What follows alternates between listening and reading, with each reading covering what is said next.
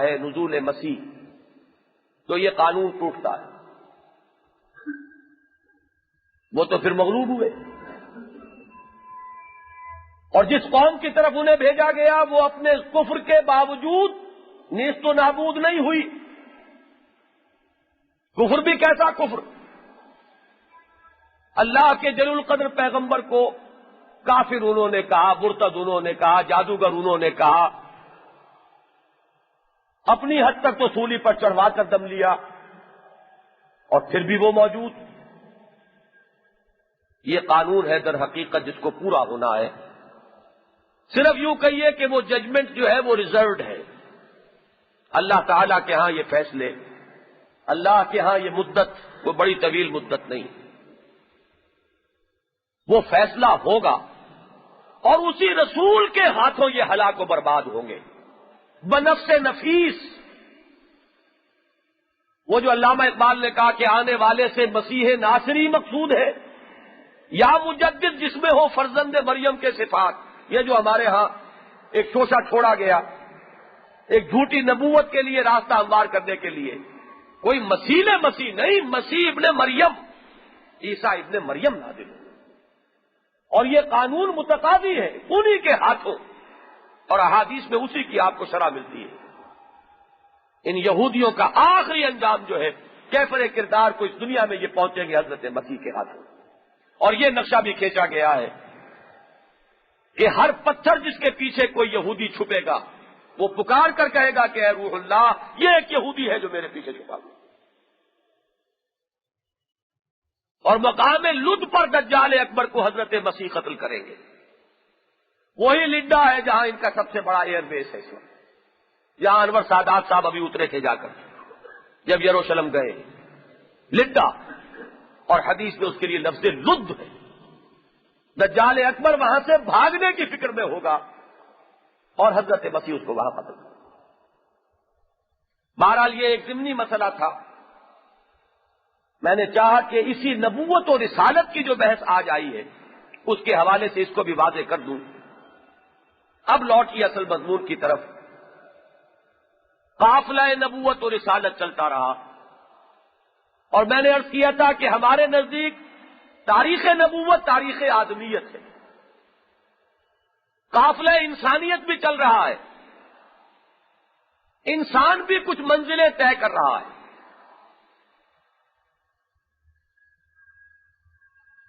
دو اعتبارات سے اس کو ذہن میں رکھیے جس سے کہ ختم نبوت کا تعلق آئے گا، اور میں نے آج بھی عرض کیا کہ اگرچہ 100% درست ہے کہ حضور پر نبوت ختم ہو گئی، کوئی شک نہیں، لیکن اس کا ایک اہم تر پہلو ہے، بدقسمتی سے اس کی طرف زیادہ توجہ نہیں دی جاتی۔ صرف ختم نہیں ہوئی، حضور پر نبوت اور رسالت کا اتمام ہوا ہے، تکمیل ہوئی۔ مجرد ختم ہو جانا یہ فضیلت نہیں ہے، تو سوچئے، بلکہ اس پر تو ایک منطقی طور پر تو اعتراض بھی وارد ہو سکتا ہے کہ ایک فضیلت تھی جس کو ختم کر دیا گیا، ایک سلسلہ فیض تھا جو بند ہو گیا۔ صرف ختم نہیں، ختم ہوا ہے معاملہ اتمام کو پہنچنے کے بعد، کمال کو پہنچنے کے بعد۔ الیوم اکملت لکم دینکم واتممت علیکم نعمتی، یہ دونوں الفاظ قرآن کے ہیں، اکمال بھی اور اتمام بھی۔ اور حضور نے جو تشبیہ دی ہے، یہ حدیث آپ نے بہت سنی ہوگی کہ میری مثال، ختم نبوت کی مثال ایسے ہے، ایسے بہت بڑا ایک محل تھا، تعمیر کیا گیا، اس میں ایک جگہ کچھ رکھنا سا تھا، لوگ دیکھتے تھے اور سوچتے تھے کہ اس عمارت میں یہ کیوں خلا چھوڑ دیا گیا۔ میرے آنے سے وہ خلا پر ہو گیا، قصر نبوت مکمل ہو گیا، رسالت کی وہ عمارت اپنی تکمیلی مرحلے کو پہنچ گئی۔ یہ اتمام و تکمیل جو ہے اس کے دو پہلو بڑے اہم ہیں، ایک طرف قافلہ نبوت اور ساتھ ساتھ قافلہ انسانیت۔ قافلہ انسانیت نے دو اعتبارات سے عہد طفولیت سے نکل کر عہد بلوغت میں قدم رکھا. ایک طرف عقلی اعتبار سے، فکری اعتبار سے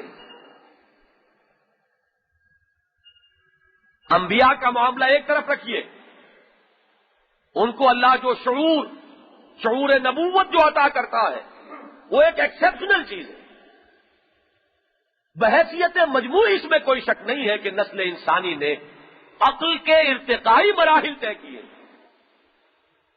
شعور نبوت وہ بھی ہے، کسبی نہیں ہے.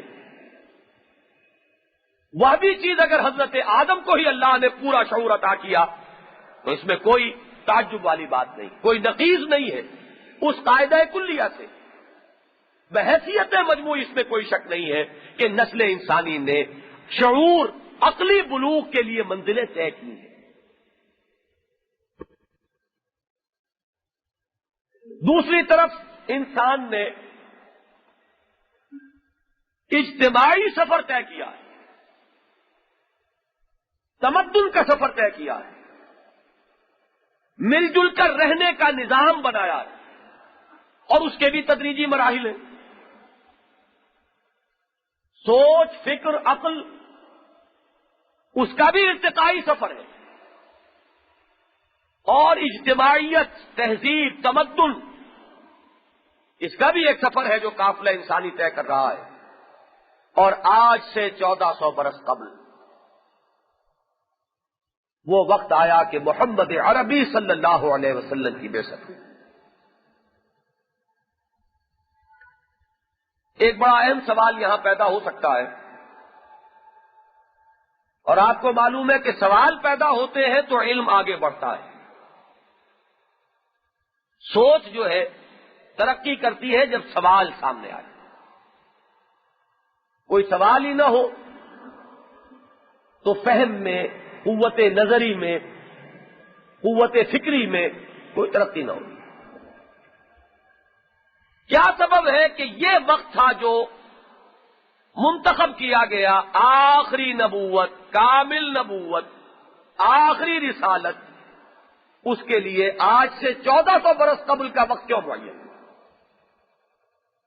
1000 سال پہلے کیوں نہیں؟ 1000 سال بعد کیوں نہیں؟ اللہ کا کوئی فیصلہ فعل الحکیم لا یخلو عن الحکمہ، حکمت سے خالی نہیں. سوال سامنے رکھیے، جواب تلاش کیجئے، شاید حکمت خداوندی سے کچھ حصہ میسر آ جائے. ایک بات تو وہ جو اس مرتبہ سیرت کانفرنس میں محترم پروفیسر یوسف سلیم چشتی صاحب کے مقالے کا موضوع تھی، اگرچہ وہ مقالہ جو ہے وہ غالباً انہوں نے پیش ہی نہیں کیا، کچھ اور ہی تقریر کی. بات بڑی اہم ہے اور کہہ وہی سکتے تھے. ان کا مطالعہ بہت ہے، مذاہب کا، فلسفے کا، دونوں کا مطالعہ بہت وسیع. اچانک یہ بات انہوں نے ایک مرتبہ میرے سامنے بیان کی اور میں نے ان کو توجہ دلائی کہ اس بات کا براہ راست تعلق ختم نبوت سے. تاریخ انسانی کے 1200-1300 سال بڑے اہم ہے اس اعتبار سے کہ انسانی سوچ، انسانی فکر،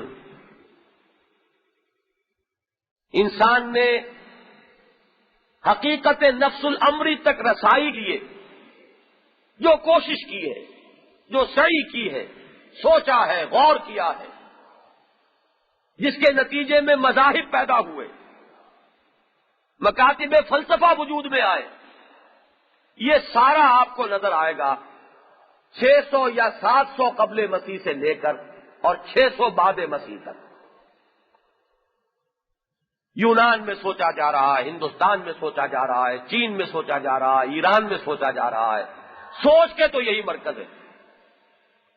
ویسے تو انسانی تہذیب اور تمدن کے اعتبار سے مصر کا بھی ایک مقام ہے، لیکن جہاں سوچ کہا جائے، جسے واقعتاً فکر کا نام دیا جا سکے، اس کے یہ 4 مراکز دنیا میں ہیں.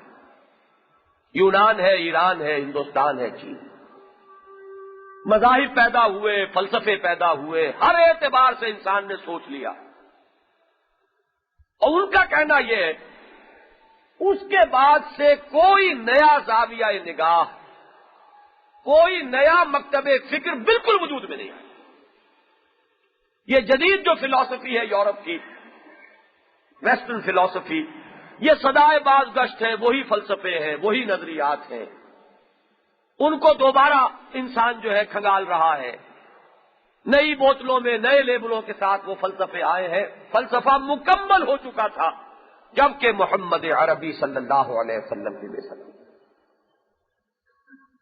گویا کہ اب وقت آیا کہ انسان کو وہ آخری ہدایت نامہ دے دیا جائے، جبکہ وہ سب کچھ سوچ چکا، جو سوچنے کی استعداد انسان میں بحیثیت انسان تھی بروئے کار آ چکی، اب اس کی سوچ کے لیے، اس کے فکر کے لیے آخری اور کامل ہدایت نامہ عطا کر دیا۔ اور ایک دوسرے پہلو سے کہ نوع انسانی نے اجتماعیت کی طرف سفر، اس کی متعدد منزلیں ہیں جو طے کر لی۔ انسان کبھی قبیلوں کی صورت میں رہتا تھا، ابھی چھوڑیے اس دور کو جبکہ قبیلے کی شکل بھی نہ ہوئی ہو، اجتماعیت کا نقطۂ آغاز قبیلہ ہے، ٹرائبل سسٹم۔ اب یہ بات اور ہے کہ ہمارے ہاں اب تک وہ موجود ہے، ہمارے بعض علاقے وہ ہیں کہ جہاں اب تک، اور سب سے بڑا وہاں کا سیاسی مسئلہ یہ ہے کہ وہاں کا پورا نظام ابھی تک اسی قبائلی نظام کے اوپر قائم۔ یہ سب سے زیادہ ابتدائی فارم ہے انسانی اجتماعیت کی، قبیلہ۔ قبیلہ ایک مکمل پولیٹیکل یونٹ بھی ہے، مکمل معاشرتی یونٹ بھی ہے، معاشی یونٹ بھی ہے، گویا کہ کل اجتماعیات انسانیہ اس قبیلے کی شکل میں اپنا انہوں نے ایک حیت اختیار کر۔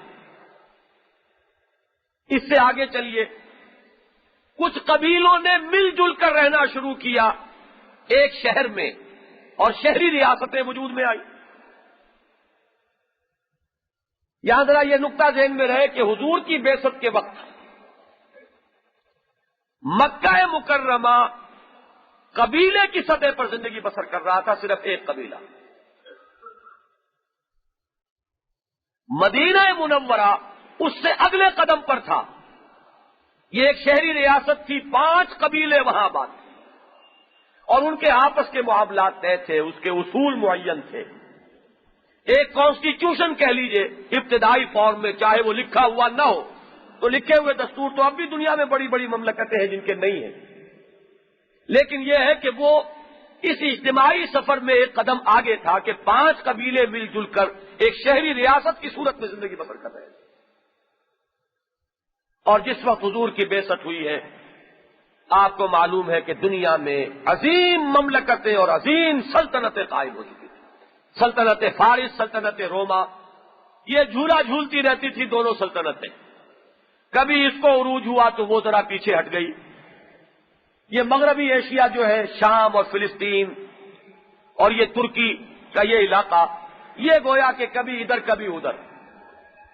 الف لام میم غلبت الروم فی ادنی الارض وهم من بعد غلبهم سیغلبون، ان کے درمیان یہ رہتا تھا کہ کبھی یہ آگے بڑھے تو وہ پیچھے ہٹ گئے، وہ آگے بڑھے تو یہ پیچھے ہٹ گئے، لیکن 2 عظیم مملکتیں، 2 عظیم سلطنتیں کئی 100 برس سے دنیا میں قائم، یعنی اجتماعیت انسانی نے وہاں تک سفر طے کر دیا۔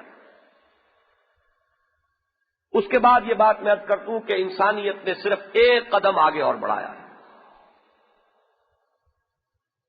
یہ کانسیپٹ آف اسٹیٹ، ریاست کا تصور، یہ ذرا اس سے آگے ایک ارتقاء آپ کہہ سکتے ہیں، ورنہ واقعہ یہ ہے کہ جب حضور کی بعثت ہوئی ہے تو گویا کہ تہذیب اور تمدن اور اجتماعیات انسانیہ اس سطح تک پہنچ چکے تھے کہ گویا کہ جدید دور کا آغاز ہونے والا تھا، جبکہ اجتماعی گرفت جو ہے انسان کی زندگی پر وہ فیصلہ کن ہو جانے والا ہے، انفرادیت کی بجائے اجتماعیت۔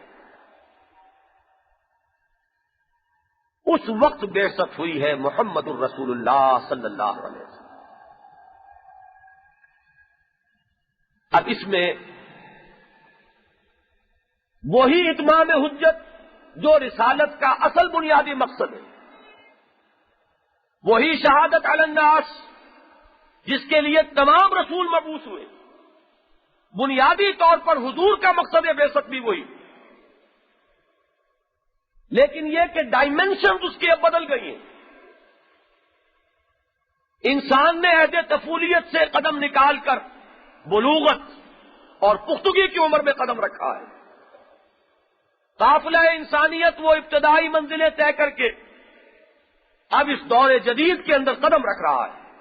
اس وقت بعثت ہوئی محمد الرسول اللہ صلی اللہ علیہ وسلم کی، اتمام رسالت کے ساتھ، تکمیل نبوت کے ساتھ اور ختم نبوت کے ساتھ۔ اس اتمام رسالت اور تکمیل نبوت اور ختم نبوت کے موضوع پر اور اس کے لوازم کیا ہیں، ان پر انشاءاللہ تعالی اب کل گفتگو ہوگی، اور ساتھ ہی اس اتمام حجت کے لیے کہ جو اس سطح پر ہونی تھی، نبی اکرم صلی اللہ علیہ وسلم نے جس طرح محنت کی ہے، جس طرح جد و جہد کی ہے، جس طرح اس نظام اجتماعی کا ایک نقشہ پیش کیا ہے، اور اس نظام اجتماعی کے نقشے کو عملاً قائم کر کے ہمیشہ کے لیے نوع انسانی پر اتمام حجت کر دیا ہے، یہ ہے کہ جو انشاءاللہ میری کل کی گفتگو کا موضوع ہوگا۔ اقول قولی ھذا واستغفر اللہ لی ولکم ولسائر المسلمین والمسلمات۔